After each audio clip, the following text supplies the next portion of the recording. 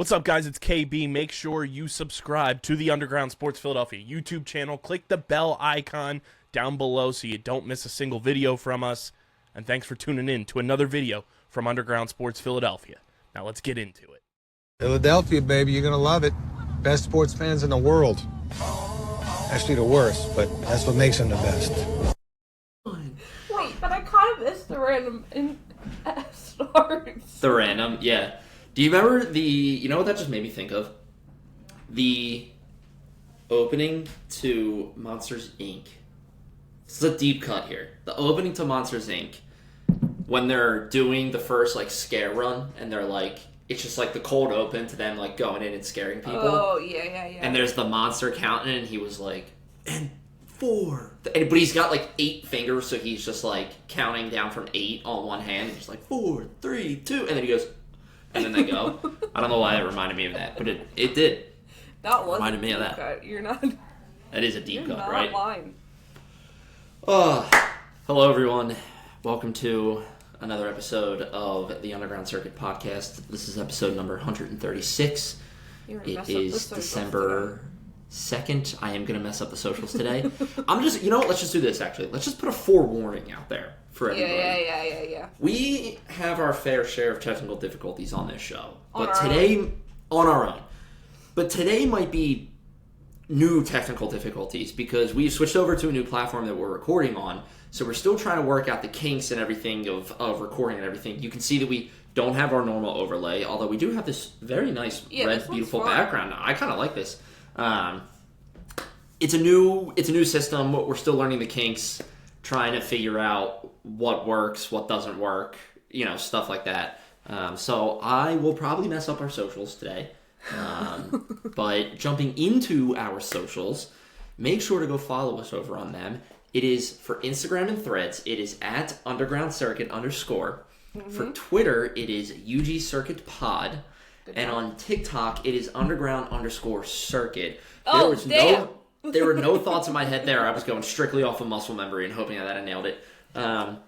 Make sure to also go follow us on our YouTube over at Underground Circuit as well. We're starting to post more there and everything. YouTube is a big 2026 goal for us, so we're going to start posting more there.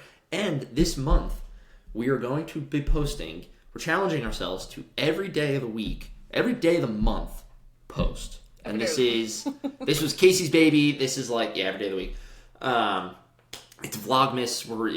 It's this. Casey told me about this. People post during December, every single day and everything. So we're going to be alternating each day, and we're just going to be posting. They're going to be little, short, 20 to 30 second glimpse into our life. Just a little TikTok. Yeah.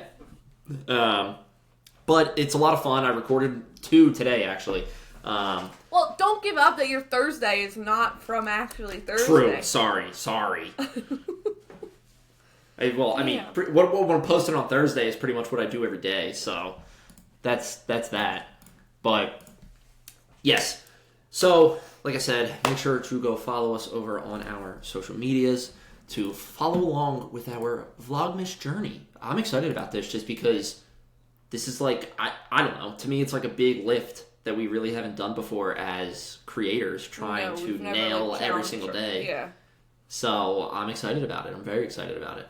Me too. I think we'll be fine. I think it's going to be much easier. Like I said, yes, alternating. Because last year, just for myself, by week 2 at the end, I was like, what the hell am I supposed to post now? Yeah, and it's you're like you said the other day, it's you're recycling content, and then it's you're also just getting so burnt out. I can imagine just waking up 15 days into it, just being fuck this, man. So tired. It doesn't look we both work a desk job where there's no real change, so it's yeah. I have the dog forcing her way in. Can you see her in the window, actually? Did you see her pop her? Yeah, I can see her coming, yeah. Oh, you forgot your food. That's right. Come on. Where is it? Out the door. Is it in your There you go. Yeah. Pain in the butt. But yeah, we have a fun show today, a busy one. Yes. Very busy today. Owen's going to go on a rant. I'm sure you all are I'm shocked I'm even wearing the sweatshirt. I'm shocked you even wearing it. To be honest with you. Honestly, I wear this sweatshirt. It's really comfortable. It is very, very comfortable. Yeah. And it's just if I picture myself just getting cozy on the couch, I'm in this sweatshirt. So that's, yeah.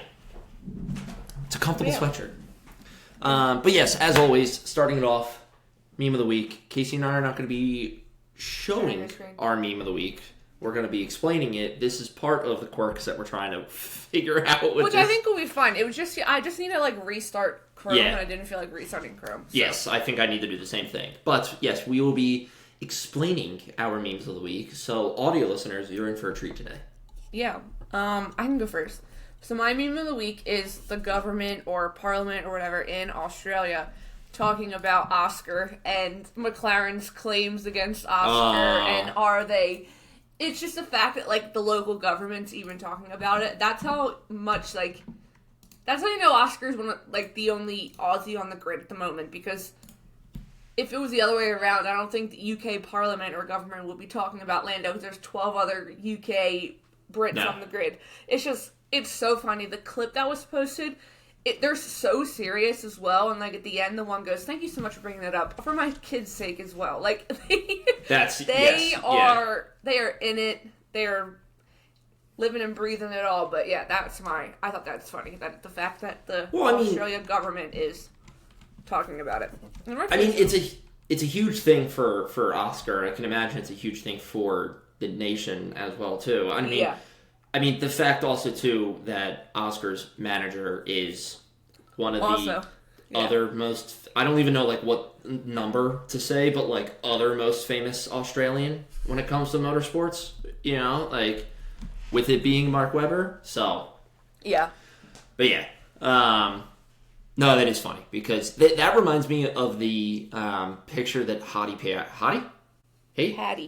Hattie Piastri posted, where she was like, up to Australia, she couldn't escape him. She couldn't escape him. Everywhere. Yeah. And it was this massive, like, 80-foot tall billboard of him. I enjoyed that. That's interesting. My meme is a picture of from Silverstone when Nico Hülkenberg got on the podium, and it says, I don't know why my password thing just popped up. That was annoying. It's a picture of Nico Hülkenberg from Silverstone podium, and the picture is captioned, "I just want McLaren to lose the WDC because of how they treated Hülkenberg." And it's a photo of, like, Hülkenberg alone celebrating his podium. Yeah. And I remember when this happened and people were pissed because it was like, how can you not be spraying Hülkenberg? Yeah. How can you not be treating this like this man's first win? And he's getting doused in champagne. They've been caught a lot recently. I mean, there was 4 members from Oscar's garage. They were the only McLaren members at the podium this past weekend. Yeah, that's crazy. Like, there's a video from, like, behind the teams, and it's Red Bull and Williams are congratulating him more than his own team is. That's insane. That is absurd. I'm calling it now. We're losing Oscar. I'm calling it now. Yeah. You think Mark Webber's gonna let him stay like that? No. There was. We're kind of jumping ahead, but there was this. I forget who posted it. Kimmy Illman, the photographer, or another journalist saying. Yes. Yeah. We all saw the performative hug that Zach Brown gave to Oscar in the media pen in front of the cameras. It's extremely performative, and a lot of people were saying that because. What's Oscar going to do in that situation? I mean, we saw Oscar after qualifying literally not give him a hug back. Like, Zach Brown went over to hug him, and he was literally, like, didn't even move. So apparently when Zach walked back into McLaren hospitality, or, like, that little outside area, Mark Webber just kind of gave him, like, this cold stare. So, yeah, he's not going to stay long-term. I mean, McLaren's news today about their driver program and the 3 drivers they've brought on. Oscar's not staying. And much like Charles Leclerc, I think if Oscar wants to leave, any team will take Oscar. Oh, I mean, listen, this got shut down. But, I mean, when the Christian Horner rumors were rotating around with Aston Martin and everything, I literally was like, there goes Oscar. Like, because Christian's going to get to that team and Christian be like, we got to sign. Oscar. Right, exactly. So, like, when he was being rumored to go to Aston, I was like, see you later, Oscar. Like, that's they're going to stop at nothing to make that happen, you know? Oh, and I think they would still, Aston Martin posted today, like, a poster for the one last race of the season or whatever, and it looks like it should be a retirement poster for Alonso. Like, it's just him on the stage, like, from behind, and he's, like, waving to the crowd. The sun's, like, hitting him. People are like, is Alonso retiring? Do we miss something? I wonder if they know something. No, I don't think Alonso would give up at least 1 year under with an Adrian Newey car. Yeah, I don't know. We've talked about this before. It's like, when does he retire? Because of the situation that he's in now with Adrian Newey. And that was even before Adrian Newey was team principal. That was Adrian Newey was just joining the team, you know? That's a tough question, but I don't know. I feel like it's either he retires after this season or he gives it another 3. Yeah, I would agree. Like, yeah. So it's either you drop out now before you get too deep into it, or you go the distance as much as you can. Exactly. You know? Yeah. No, I agree. But yeah, we can move on to weekly news. There's obviously some big news that was announced today. We will get to that last. We knew it was kind of happening. It was coming. Yeah. But it is still shocking to see. But first, we have 2 more car dates for next year. Fernando Alonso. Aston Martin will be releasing their car on February 9th. And then Alpine announced theirs today will be on January 23rd in Barcelona. So they'll be doing that right before the preseason testing in Barcelona. Yeah. So yeah, the calendar's filling up quickly. And I gotta put these dates down for when the car launches are, because I had that this year when the car launches were happening at the beginning of the year, and it was really helpful just knowing what days or who and everything. And well, this past year they all did their individual ones, but then we had that one big car launch that was true. Yes, for all the liveries and stuff. But yeah, and like the calendar's filling up. The grid is officially full for next year. The grid is officially have full. Our grid.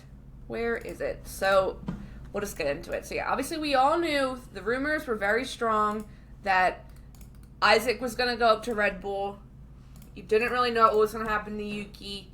Lindblad, you knew, was kind of coming up to Racing Bulls. So it was like Yuki and Liam for that second seat. Didn't know what was happening. Yeah. But yeah, today officially announced that Hadjar will be moving up to Red Bull and driving with Max Verstappen. And then it's Lindblad and Liam Lawson, which makes Yuki Tsunoda the reserve and test driver for Red Bull Racing for next year. I think it sucks. It truly does suck. I keep thinking immediately to the Japanese fans and the Chinese fans. Like, they had a driver from their home country for each race, and now they're both... Yeah, so it truly does suck, but he's still going to be around. I think he'll be the reserve driver that comes to a lot of the races. He's not going to be... Right now, we don't know if he's doing anything else. Obviously, the writing, we've talked about it for a while. The writing was on the walls with that Honda partnership coming to an end with Red Bull. Yeah. Yuki was probably getting the boot, and he officially did. Will Buxton posted today. Let me find it. Oh, I agree with this 100%. So I think Yuki, Will Buxton tweeted out to Yuki, said, "Come back stateside, Yuki. Get your butt back in the Indy car and have as much fun as you did in your test every weekend." There's one seat open in IndyCar. It's Dale Coyne Racing. His teammate would be Dennis Hauger, who he definitely has experience testing and racing with. It's also a Honda race seat in IndyCar. So Yuki Tsunoda, that's why I was like, Yuki, pick up the phone right now. Make it happen. Yuki and Mick in IndyCar, I think Yuki would be a terror on those tracks. I'd be so interested to see. Like, you know what? I'll say this. This is how I'm going to phrase it. I'm really excited to see Mick this year in IndyCar because it's going to be like my first real experience with like seeing an F1 driver convert over to IndyCar. You know, sure, there's Romain Grosjean, but like that was still like right around the time when I was like not fully watching F1 and I was like interested in it, but not to the degree I am now. So I'm very excited to see Mick and everything, just to see how well or how bad he translates over, depending which way it goes. But I am just very, very excited. I would love if Yuki did this. I think it's a chance for him to step away from the Red Bull shadow that he is in right now. You know, or he has been in. You know, it's kind of been like the whole thing with Liam Lawson at the beginning of the year and Liam getting the vote up before Yuki did. And then there's always the shadow of being Max's second driver, you know, and then there's the shadow of I'm not performing as well as I should be when I'm in a Red Bull, stuff like that. Like, just remove yourself entirely from it. So I would love to see it. I am bummed about Yuki not being in anymore. I mean, he is, like, good or bad, he is a joy to watch on track. So I am sad about it. Yeah, so am I. I do actually like the announcement. I will say that. I do like the moves they made, except for Yuki. I fully agree with the move. Someone check on Pierre Gasly because he might be distraught. Yeah, he's probably so upset right now. Yeah, no, I do like it. I think Lindblad is ready. People immediately were like, Lindblad, like, he hasn't done anything special in F2. Look at his standings. He's like 6th in his standings. And I think it was both Frey. I did not know what that was. I think it was both Frey and that not Mari on Threads posting about, if you look back last year, we knew Ollie and Kimi were coming in. They were both like 6th and 12th in the F2 standings. Yeah. It's almost, Gabby Bortoletto won F2. Like, it's almost like the F2 standings really don't matter that much. And when you look at it, Lindblad did damn good in the FP1 testing sessions in this past season. He was very close to Max. He had good times. So yeah, I'm excited for that. I'm excited about it. Sorry, didn't mean to cut you off. Go ahead. No, go. I saw David's take on Threads that I really like too. And he brought up the point of, like, yes, the second car in Red Bull has a bad connotation with it. But he was like, there's never been a better time to move to the second car right now for Isaac, because he's going back to Lauren McKee's, which he has a history with his time in VCARB, and with the new regulations, that car could be totally different. And now, go ahead. I think I know what you're going to say, but go ahead. Red Bull, as far as we know, is the team that hasn't done the most updating because they knew they were coming back and could potentially win the Drivers' Championship. So, like, true. The Red Bull car next year could be starting on the back foot a teeny bit. But yeah, I don't know if that's what you were going to add. No, I thought, this is still from David's point, and he said, like, with Laura McKee's in there, and we've talked about this point now, it's like, with Red Bull finally kind of listening to their drivers and everything, and listening to both drivers, those are 3 huge points for me for Isaac to come into Red Bull right now and succeed. Additional parts be available for both drivers, not just Max. And when you think about it, Yuki really did not do as bad as you think. No.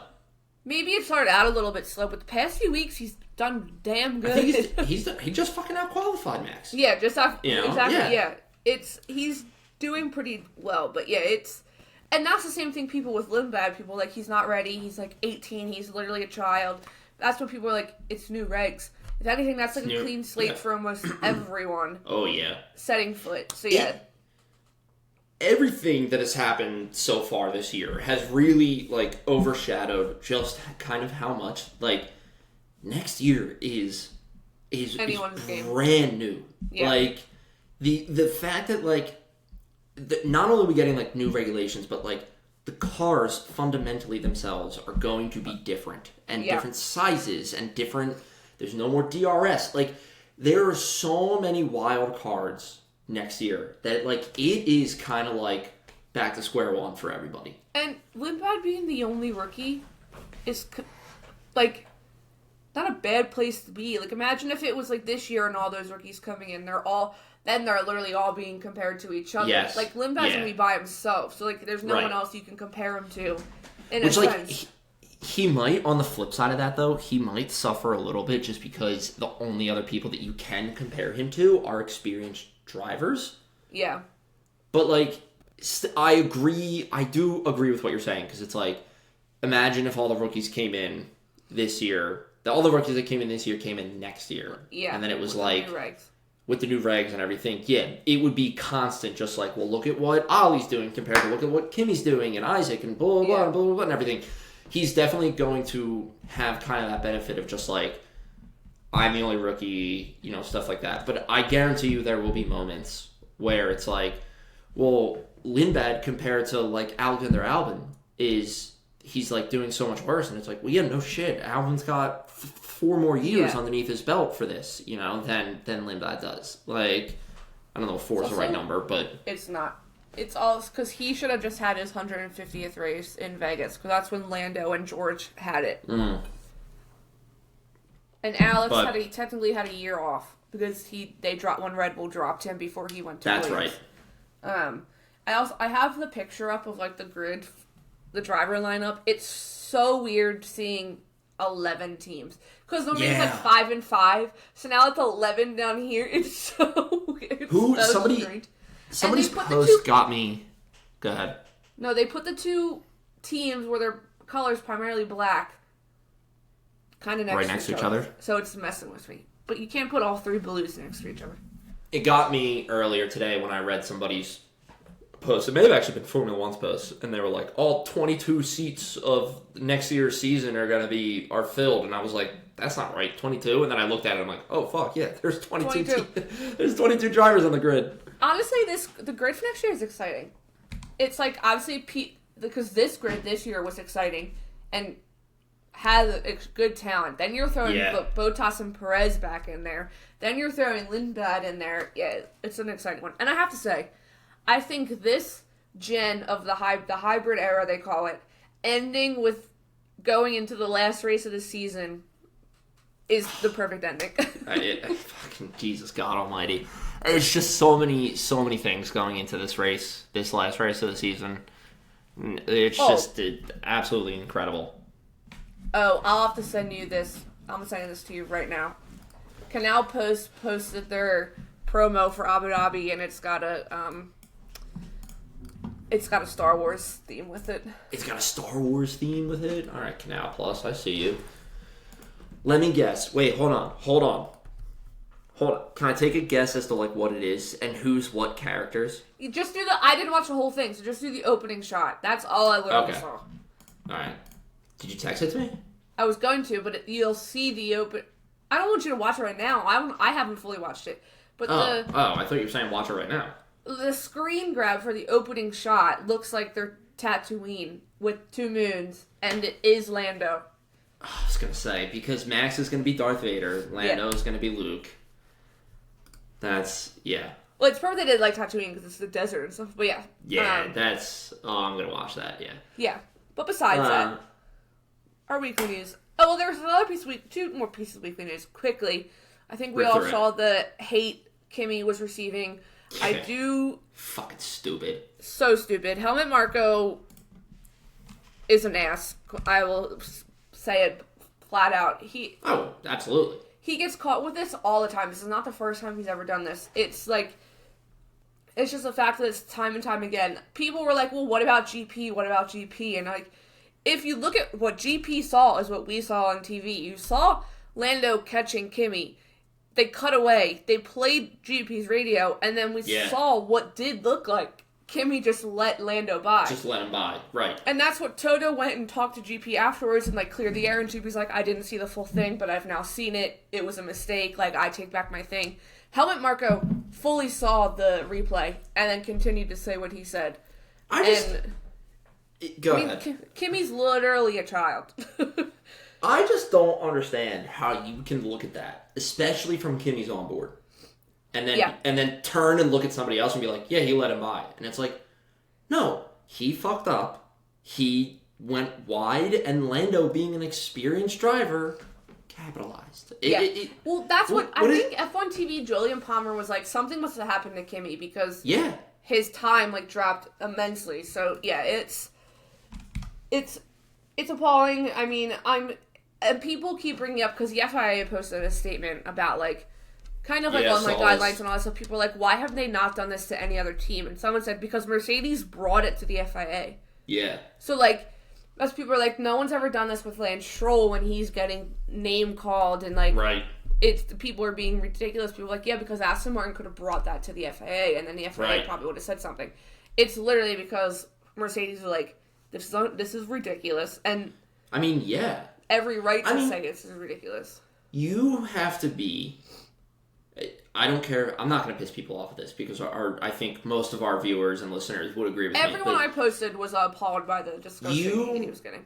Have to be the lowest life, degenerate scum piece of shit on the earth if you are looking at that and then sending an 18, 19-year-old kid, like, hate because you're like, fuck you, like, other stuff.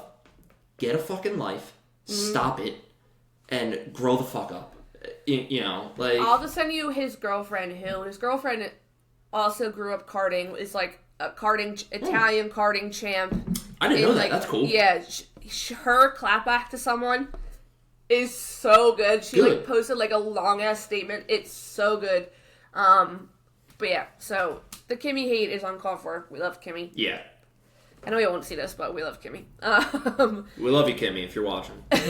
And then, moving on, the other piece, Dorian Pin is obviously the F1 Academy Championship for this past year. We knew this in Vegas, what they posted. I love the video Mercedes posted today, like, surprising her with the mural outside of the factory. Yeah. She had no clue. And then, I do know the factory always has a tradition. They turn on their Christmas lights every year. And do a little ceremony. They let Dorian do it this past year. So that's cool. Just the other day. So yeah, I like the little tribute they did to her because she may not have been at Mercedes for long, but like they have championed her a lot. Well, I always say she's like Toto and Suji's like daughter. I feel like it's like you never see Jack, you always see Dorian with them. But yeah, that's our weekly news. Weekly news. Pints and bits up. Weekly news. I'm terrified for this. No, I think you'll be okay. I just didn't have a chance today to watch a recap at all. There is a chance you could get an extra point. Oh shit! Okay, all right. Okay. No, I went through my posts. The only thing I had to double check is the thing you get an extra point on. I had to double check and confirm who actually did it. Hey, Maggie. Yeah, I mean, it's without fail every time now. But yes, pints and pit stops. Owen does actually have a beer today. I saw him open it for I do actually have a beer today. It's Blue Moon. Tried and true. This is yeah. I mean, that's the best way to put it. Tried and true. This is the family beer. Yeah, this is just like. This is like if I like same thing. If I'm picturing getting cozy on the couch, I'm in this sweatshirt. If I'm picturing sitting on my couch having a beer, it's the Blue Moon. Yeah. So yeah, we don't need to hear his review of that one because he loves it. He knows he likes it. Yeah. But I will start the timer after I'm done reading the first question. 5 questions. Nervous. Every question you get wrong, you lose a second. Every question you get wrong, you gain a second. Every question you get right, you lose a second. Are you ready? Oh, I guess. Okay, ready? Yeah. What lap was the safety car? 5. Who didn't pit on the safety car? Give me 2 answers. Lando and Oscar. Why did Ollie get a 10-second penalty? He caused a collision? Who had a puncture at the end? Lance Stroll. What is the point gap from Max to Lando? Oh, for Max to Lando, it's 14 points. Oh my God, Owen. 14 points, 12 points. It's 12. I'll give it to you. Fuck. You did so bad. I told you I was going to do bad. If honestly, like, it's... Watching the recaps are so critical to me because it changes my entire mindset going into it. Like, I go into it being like, all right, I watched a recap, like, I'll be good. Versus, like, now, today, I'm like, I didn't watch a recap, I'm gonna fuck up. Like, I'm gonna be so bad. Okay. So your time is 29:48. This will be your worst time. That's bad. That's bad. My dog's Okay, still ready? barking. She's just doing it outside now. What was it? 29:48. Yeah. Okay. What lap was the safety car? You said 5. It was 7. I'm gonna fucking God. I'll give you the 2 points for this. Who didn't pit on the safety car? So you said Lando and Oscar, yes. But I was thinking for McLaren and Ocon, because he was the other one that didn't. Esteban Ocon did not pit as well. Okay. Why did Ollie get a 10-second penalty? It was for an unsafe release. Oh, that's right. He went in the George, right? Yeah. Almost. Yeah. See, now I'm remembering. Yeah. Who had a puncture at the end? Hajar, because he was up there in the points, and then at the very, very end. My gut answer, too, was Isaac, and I should have said Isaac. Yeah, you said Lance Stroll. And then what's the point gap for Max Lando? It is 14. I mean, it is 12. 14. Sorry. It's 12. And I said 14. Yeah. But I can give you that one, because you said it at the end. No, don't give it to me. All right, so you got... I'm a man got of my 2 word. right. 2 right and 4 wrong. Christ. Waiting for the sheet to load, You know what? I did watch the recap. I also noticed this afterwards. When you go back and, like, obviously with everything that happened, we'll get into it. I was not paying attention to anyone in the back of the grid at all. Like, literally at all. Haas had an awful weekend. Yeah. Oh, yeah. Haas Ollie's weekend was terrible. They screwed up his strategy, which you would think they would have screwed up Ocon's because they didn't pit. He didn't pit when everyone else pit. But yeah, Haas's weekend was atrocious. That was not my slowest time. My slowest time is a 33 second. That was a 31 second. Damn. But yes, not the best performance for me. Yeah, Haas, not a good weekend for them. Well, Ollie ended up definitely DNFing after he served his 10-second penalty. Yes. And he went out for another lap because he had a 10-second stop and go. Yeah. So he came in and then they retired him. But which, yeah, I mean, that's just a weekend to forget. And then Ocon is just... I honestly, I think in the second half of the season, I couldn't tell you one thing that Esteban Ocon has done. No, because Ollie's outperformed him almost every weekend. You have Mexico, you have... What was last week? Vegas. Like, Ollie's been very close to just a podium as well, so... I mean, literally the only thing I can remember, now granted this is a little bit of recency bias too, but the only thing that I can remember is that Spider-Man helmet. That's it. Yeah, literally. I know nothing else. I couldn't tell you a single thing else that Esteban Ocon has done. No, he hasn't really done anything memorable. I really can't tell you what, but yeah, I mean, Haas, like we said, awful. They got Ollie's strategy wrong and then stop and go, and then once that was done, it was just over. Nico was obviously out very early. Yep. After his crash with Pierre Gasly, which caused the whole chaos with the safety car and pitting and everything. And then, like we just said, Isaac Hadjar did get a puncture. Wait, what did Lance Stroll DNF for? I knew Lance Stroll DNF'd. He's listed after Isaac, so he clearly DNF'd right at the end. What happened to Lance Stroll? Did he just retire? They just call him in? Oh, you know what? I think they did, because I feel like I remember seeing him go into the pit lane, and then like I had the live timing up on my iPad, but I never have the. If you have the volume up, you can hear their radios before they come on the TV. Oh, and I don't remember hearing a radio, but you just saw his time go and go and go, and then finally it like times out. Yeah. I'm trying to see if I can find. Yeah, Hadjar had a puncture. I don't remember. I don't remember either, to be honest with you. I'm looking. But I do remember he was out. I was partially there. I'm trying to think of the bottom teams.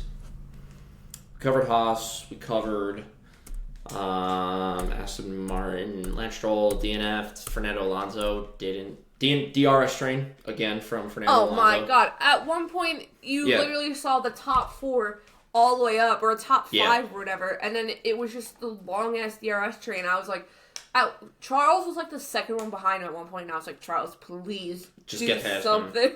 Yeah. It was so bad, but he's literally always leading the DRS train. Like, there's no one else that's going to be leading it. And you know what? You know what sucks about that? And it's essentially, I mean, this is specific, I feel like, to this season. It's just like, with the difference in performance between McLaren, Red Bull, and the rest of the field, like, if you make it out of that DRS train, you're not, like, you're just in, like, a no man's land. You're kind of just in, like, limbo. Like, it's not like, no offense to Charles, it's not like Charles is escaping that DRS train, and then you're like, he's going to catch Red Bull and McLaren. You know? You're like, oh my god, he can do it, he can catch them. Like, Not with he's the just way kind that of, car was. he's just kind of there. You know? And it's like... Well, and I feel like a DRS train in Qatar, where it is difficult to overtake anywhere but turn 1. Like, you're never literally the first turn. Yeah, which I don't remember.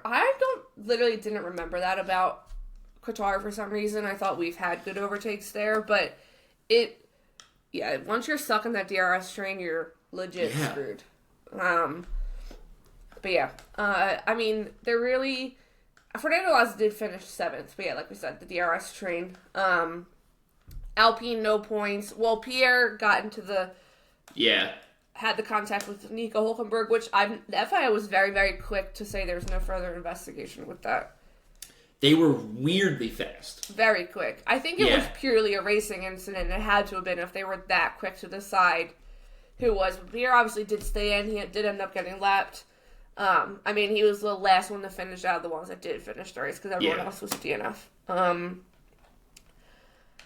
Bortoletto, no points. He was close, but no cigar. I mean, Charles was in the points, but Ferrari had maybe... I can just get them over with now. Ferrari's weekend was... this might be the earliest we've done that. Ferrari's weekend was atrocious. I mean, that car is physically awful. Like, watching it. I mean, the spin... When did Charles have the spin? During qualifying? That could have been... Thank God it's far runoff zones, because that spin could have been bad if a barrier was very close. Like, he was going quick and spinning. Obviously, Lewis was out again in Q1. I literally don't understand how Charles got into Q3 with that car. I don't understand. I think it was Julian Palmer post-qualifying was like, he also said, he's like, that car shouldn't be in Q3, but somehow Charles is getting it into Q3. He's getting it there, yeah. Yeah, somehow, some way he's doing it. And, like, he's like, I think that's a testament to him. And that's people like, why can't Lewis do this? People are like, because Charles has been stuck in a shitty-ass Ferrari for how many years he's used to it. That's exactly like, I've been in this hell for so long that I know kind of how to do it. Like, I mean, they're gonna finish 4th. I think it's the lowest they finished since 2020. It said, which is embarrassing. They will. Yeah. This is no offense to Williams. Next year, when the garage lines up, just about to say this, they will be next to Williams. Yeah. So Mom will be happy because it'll be Ferrari and Williams right there. Yeah. She'll be so excited, but I was just about to say that. Mom. It's brutal. It's brutal, man. It's honestly like what do you do going into I don't know. Abu Dhabi now? What do you do? Like, you can't treat it as a testing session because it's all different next year. And based on the two of them, I don't think they're happy with the setup for next year, unless they're just trying to downplay it. But they have not been talking promising about it. Yeah.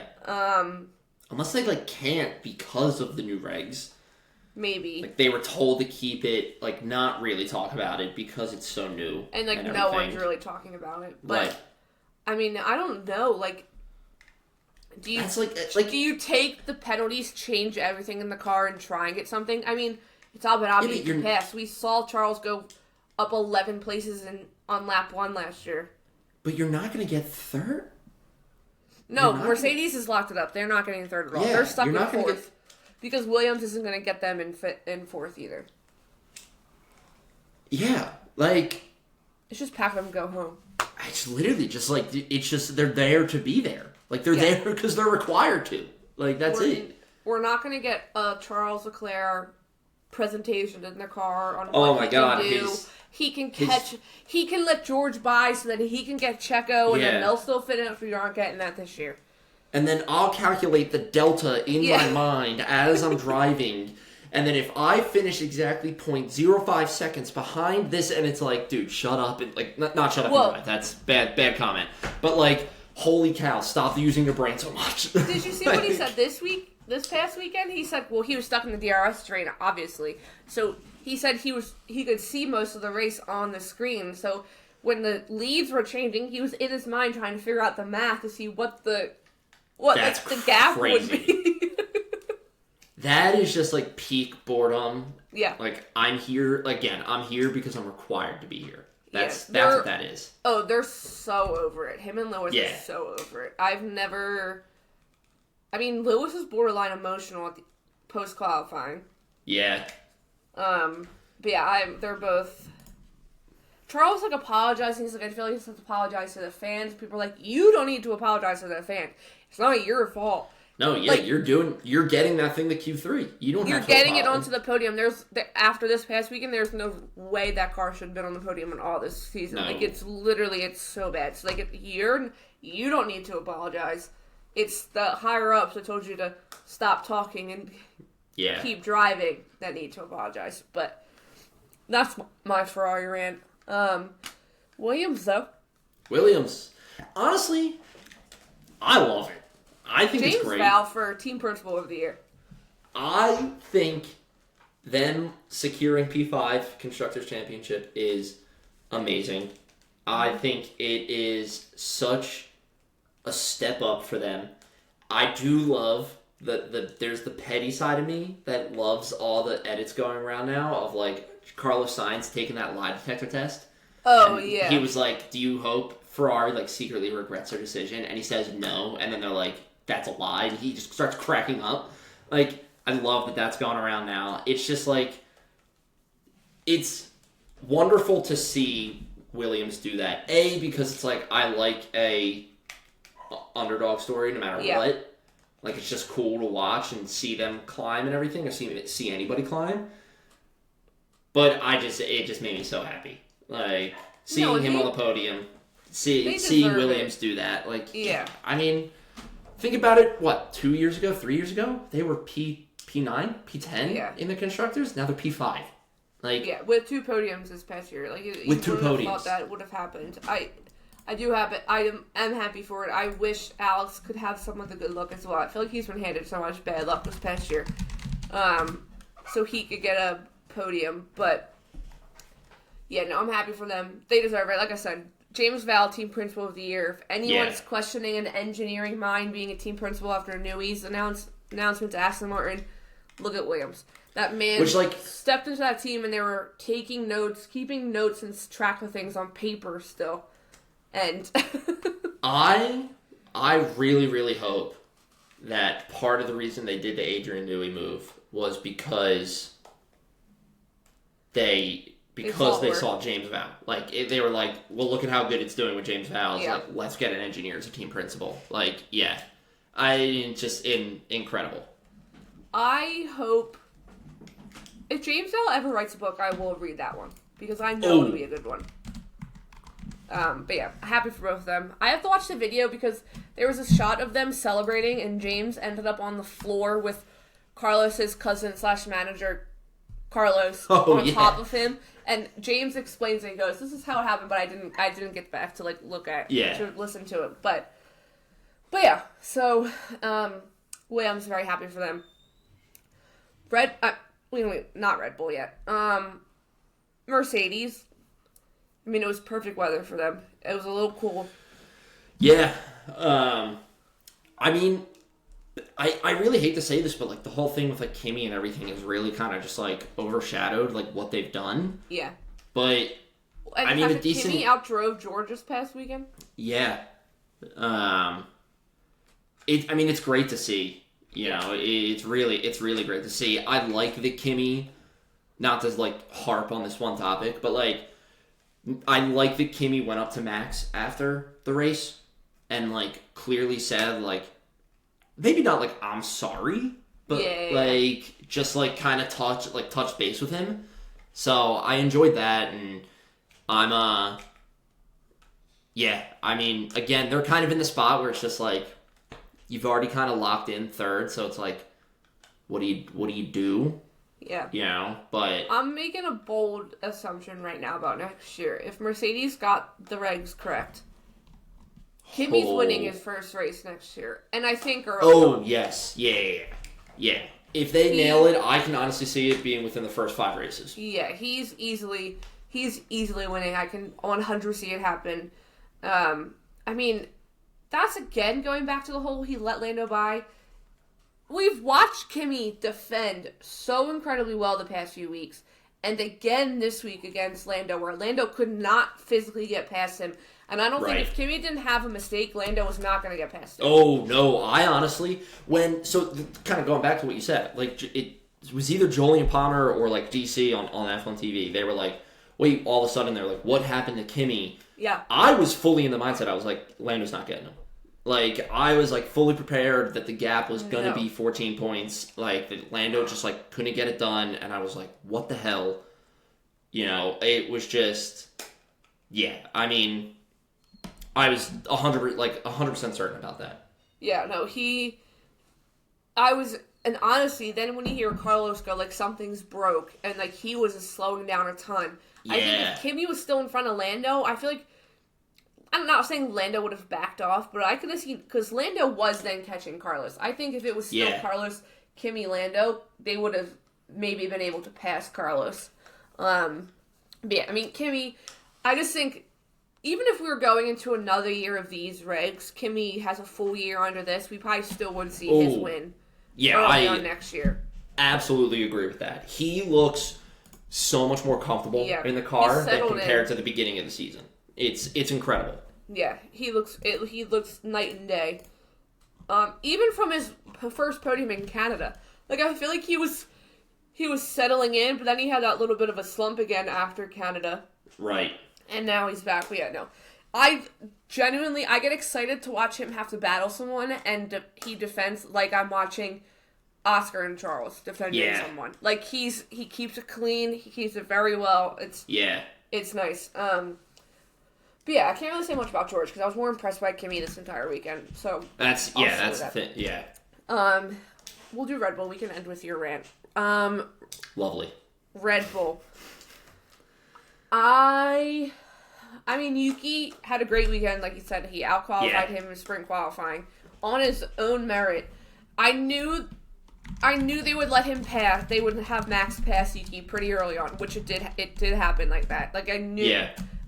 With the fight that Max is in, they were easily going to make Yuki give that up. But Yuki then got hit with that penalty, which dropped him back, which sucked. But he was up there. He was holding his own in that race before the penalty came in. Right. So yeah, happy for Yuki. Max, though, you can never count him out. I mean, we say it week after week. You can never count him out. So, I was talking to a coworker about this, and this can kind of then go maybe into my rant with McLaren. Right. But I'm terrified for this upcoming weekend.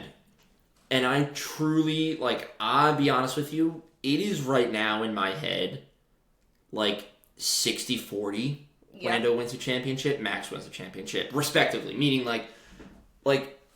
I think Lando can do it, but Max, the thought process for Max has gone from, I'm 105 points behind, there's not really a lot of room here, to, I just have to win one more race. Yeah. And Max can do that. And I feel like in order for Lando to do it, he needs a perfect weekend from start to finish. Don't get me wrong. Like I said, you can easily overtake in Abu Dhabi, but I feel like Lando needs a perfect weekend. He needs a perfect start at the start if he's on pole. Because Max is already 4-time champ. He has nothing to lose. It's just another ring on his finger. So, he has nothing to lose. As Kimi so wonderfully put it, it's just another trophy to put on his Red Bull fridge. Exactly. And, like, this past weekend, when he didn't even qualify in pole, and, like, in the post-qualifying stuff, was so calm. You wouldn't even think the championship is being decided next week. You would think it's, like, weeks before. He's so calm. He's like, I've been here before. I've done this. Like, I can do this. Like, there's literally what's stopping me. Someone posted, if you live, no one's ever gonna this is nothing compared to 2021. So I always forget him and Lewis were tied going. Literally tied. Yes. Yeah. Someone posted saying that year it was so big that Channel 4 in the UK, which is like our Channel 6, like ABC, worked a deal with Sky Sports to get to race on Channel 4, so it went to everyone. Every person. Yeah. That's how big it was. Yeah. Which, like, nothing I don't think will ever top 2021. No. But I am thrilled. Again, this kind of goes back to my same point with, like, what I was saying earlier with Mick. It's like, 2021, I was a fan of the sport, but it wasn't as much as I am now. So it's like, I'm very excited that this is also, like, my first race, too, our first race, too. That it's, like, all the way down to the wire and everything. And it's like, holy shit. Yeah. You know, like, last year was intense. Like, I remember watching it in the apartment. Like, it was intense. This year, it's going to be even crazier. And I'm just, like, I'm so excited. But that's what I posted. I said, selfishly, I won the championship, go to the last race of the season because I wanted to watch it together just to see you, Tori. Dude, it's going to be bad. I mean, like, if we go to the arcade, I don't know if I'm going to sit down the whole time. I think I'm going to pace the whole time. And it's going to be like Eagles go into the Super Bowl, like, you don't know if they're going to win or... Yeah, I literally, that's what it is. Like, it is, and I feel like I'm going to kind of transition into McLaren here, but, like, it is terrifying to me to be, like, to watch Max now go into this last race, literally, again, just being like, I just got to win one more race. Mm-hmm. You know, because, like, that's nothing to him. That's another weekend to him. That's a random weekend. And it's like, fuck.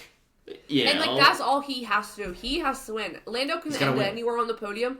If Max isn't on the podium, Max just has to win. And Max just gotta win the race. He can do it. And I'm so terrified. The saving grace of this with McLaren is kind of at the point with, like, it's nice that Lando only has to get a podium. Yeah. Especially because it's not like Lando has to get a podium and Max has to finish, like, third or lower or something. It's like, if Lando gets podium, he wins. Yeah, like, Lando gets third and wins. Doesn't matter wherever else Oscar or Max are. Lando gets podium, he wins. So I like that.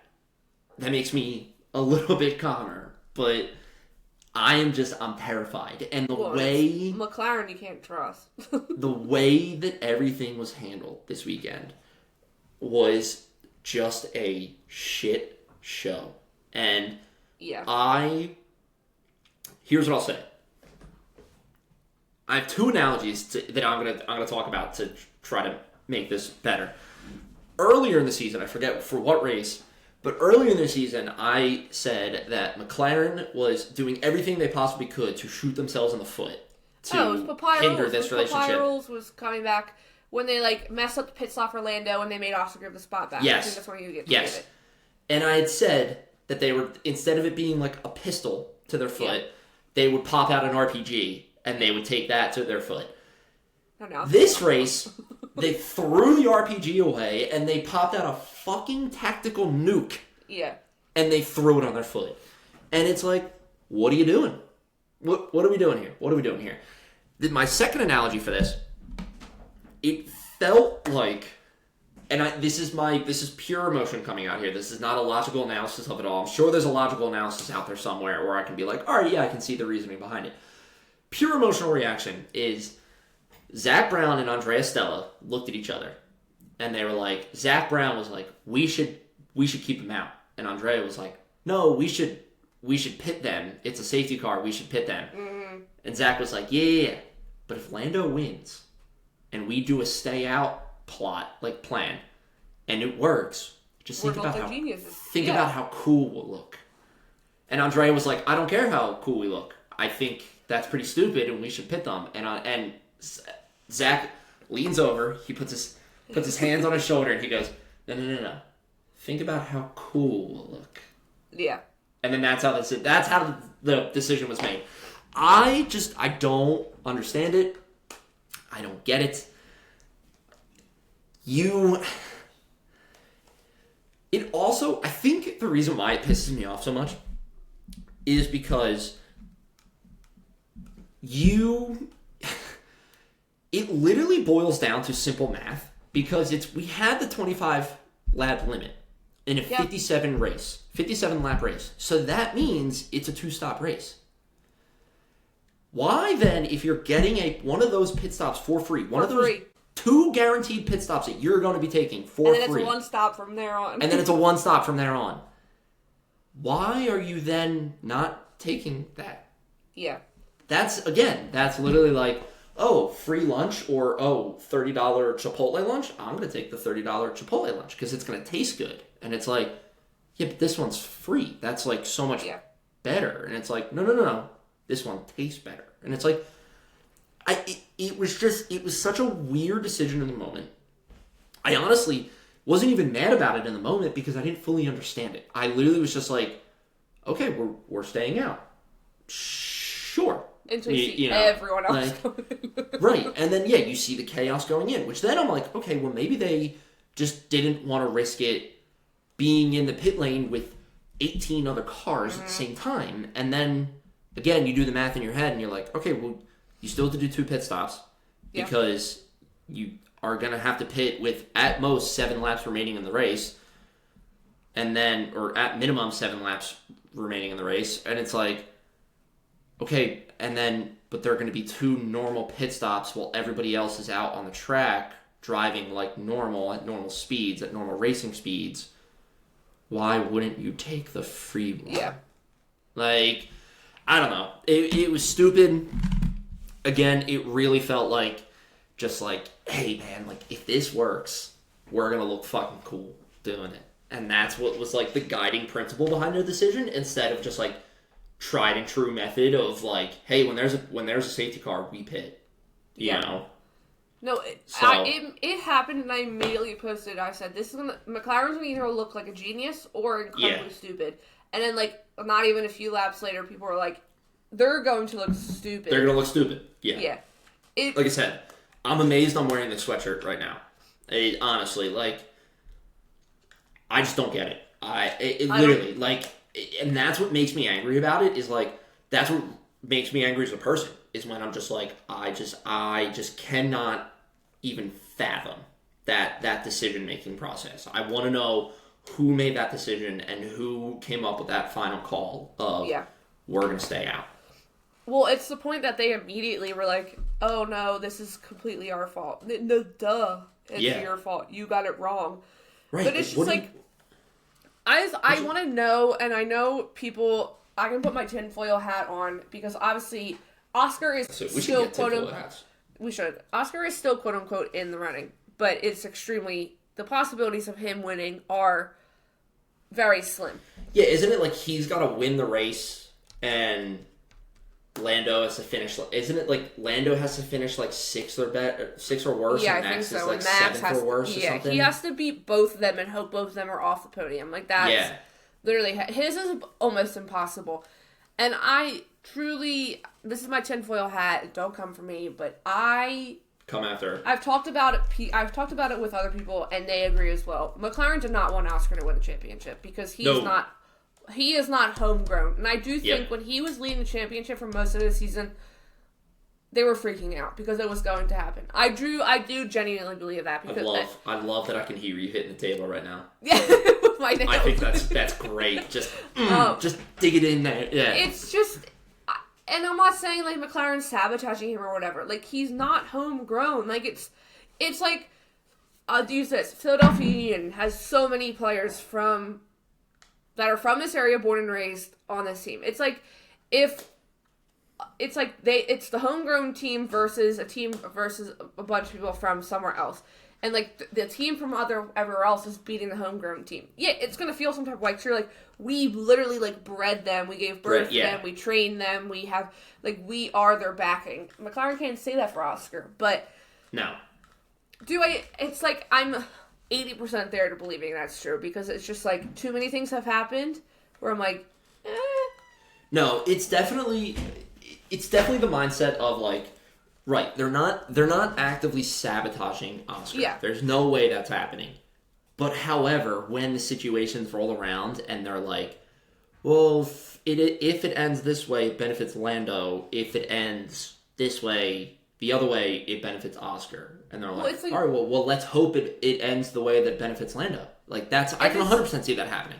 It's like when they made Oscar give the position back because the team messed up the pit stop. Yeah. Like, what you would never see, it was talked about then, you would never see Red Bull tell Max Verstappen, oh, we messed up Yuki's pit stop, can you give him the position back? Max would be like, fuck you, and drive off into the distance. Like, what? Yeah. That's why I know people have been posing the question, if it came down to it, Oscar's ahead, will they make Oscar switch positions with Lando? And will Oscar answer?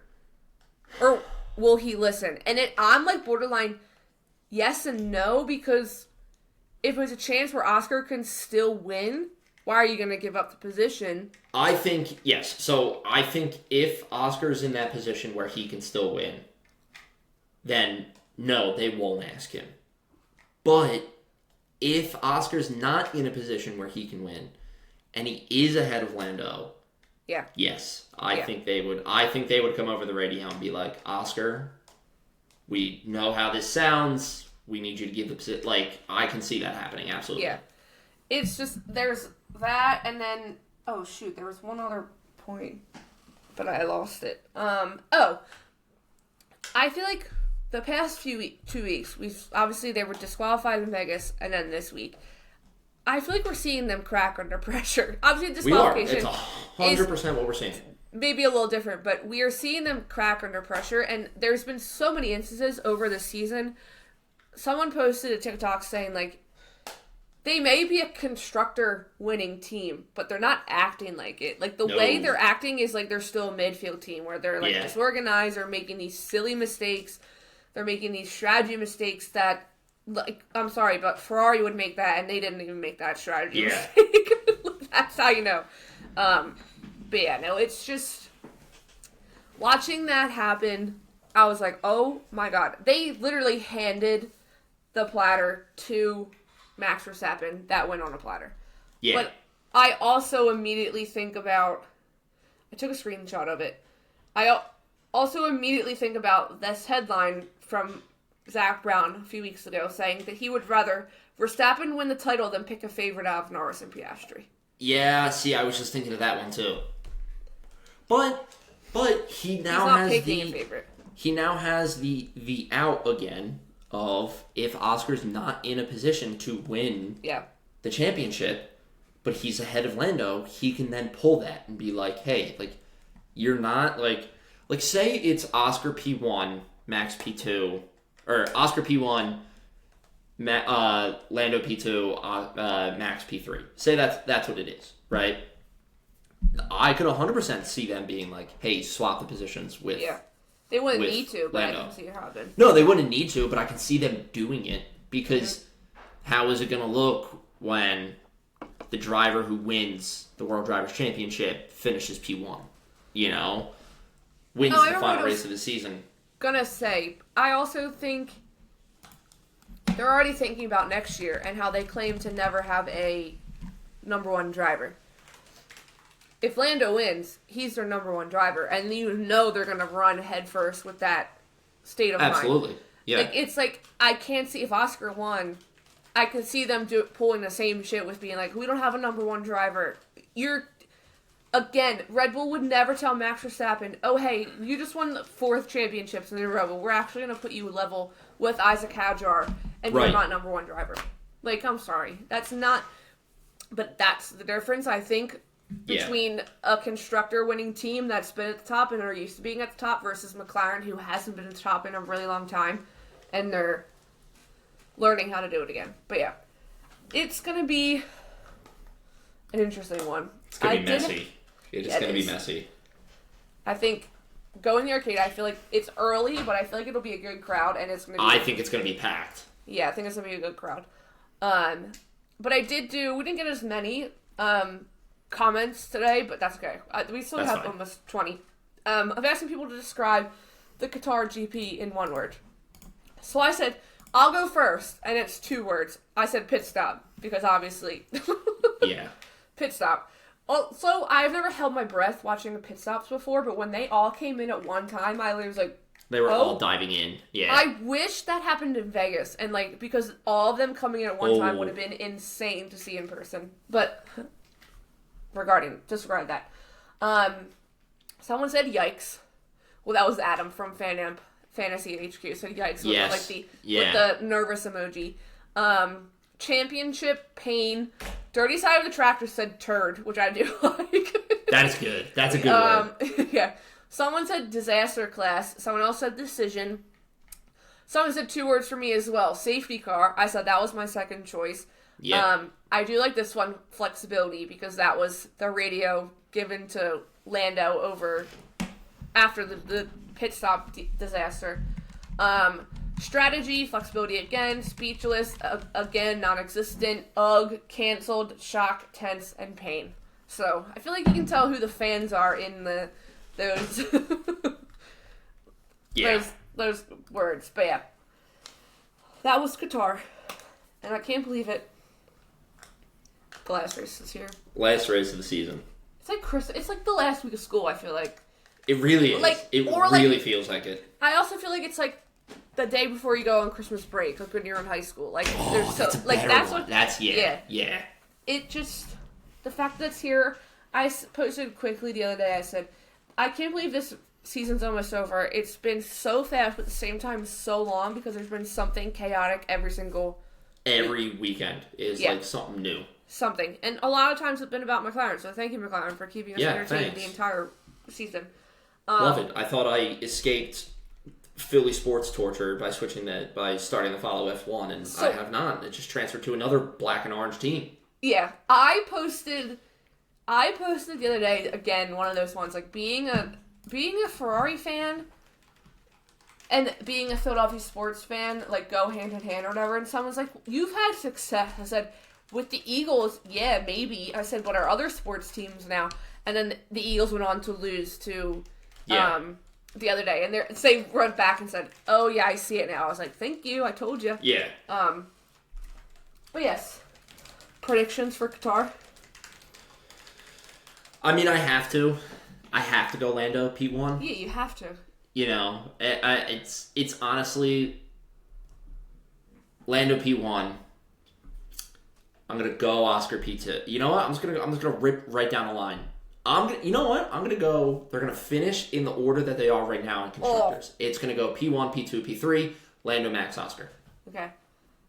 I'm gonna do Max P1. I think he comes back and does it. My heart is telling me. I think. You think he does it? It's like my gut is telling me Lando, but my heart is just like he's done it before and he can do it again, and I think he does it again, and it'll be the perfect comeback story. Yeah. Look back on. So I'm gonna do Max. If you're gonna do Max, you can't have Lando finish on the podium. No, I thought.